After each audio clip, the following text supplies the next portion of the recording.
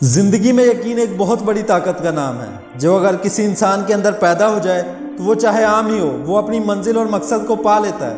کیونکہ زمانہ جب اسے ہٹانے کے لیے آتا ہے اس وقت اس کا یقین اسے ڈٹا جاتا ہے۔ جب انسان ڈٹ کر اپنی منزل کی جانب رواں ہوتا ہے اسی وقت اپنی منزل اور مقصد کو پا سکتا ہے۔ اور یقین کا مطلب یہ نہیں ہے کہ آپ گراؤنڈ ریالٹی پہ فرق ہی نہ کریں،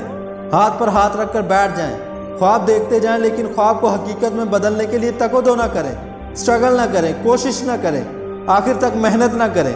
یقین کا مطلب یہ نہیں ہے، یقین کا مطلب یہ ہے کہ آپ کوشش کرنے کے بعد اپنا 100% دینے کے بعد گرہ لگائیں کہ یہ کام ہوگا اور ہو کر رہے گا۔ اور جب تم ایک فینٹیسی آئی لینڈ میں افسانوں کی زندگی کے اندر اپنے آپ کو بنانے جاؤ گے نا تو تمہیں لگے گا کہ جو موویز کے اندر ہیپی اینڈنگ ہو جاتی ہے یہ میرے ساتھ کیوں نہیں ہو رہی، کیونکہ وہ افسانے ہیں۔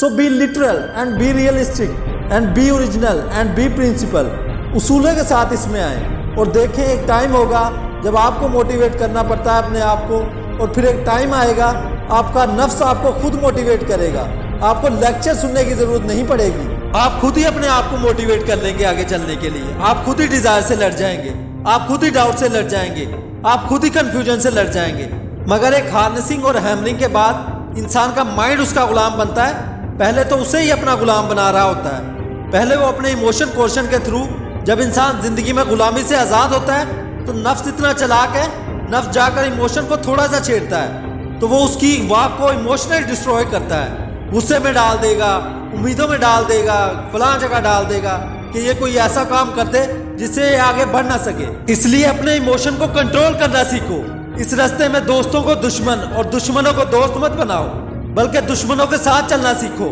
لوگوں کے ساتھ چلنے کے لیے اپنے کلیجے میں برداشت ہونی چاہیے، براڈنیس ہونی چاہیے، ایکسیپٹیبلٹی ہونی چاہیے، ڈیورسٹی ہونی چاہیے۔ اسٹیشن ٹو اسٹیشن بڑھنے کے لیے ریسورس چاہیے ہوتا ہے، لوگ چاہیے ہوتے ہیں، اپنا آپ چاہیے ہوتا ہے، اپنا کلیجہ چاہیے ہوتا ہے، یقین چاہیے ہوتا ہے، صبر چاہیے ہوتا ہے۔ یہ محض گانے لگا کر موٹیویٹ نہیں کر سکتا، یہ محض نشے کر کے، یہ محض پارٹیاں کر کے نہیں ہو سکتا۔ You have to be focused, you have to keep nailing and hammering yourself till a time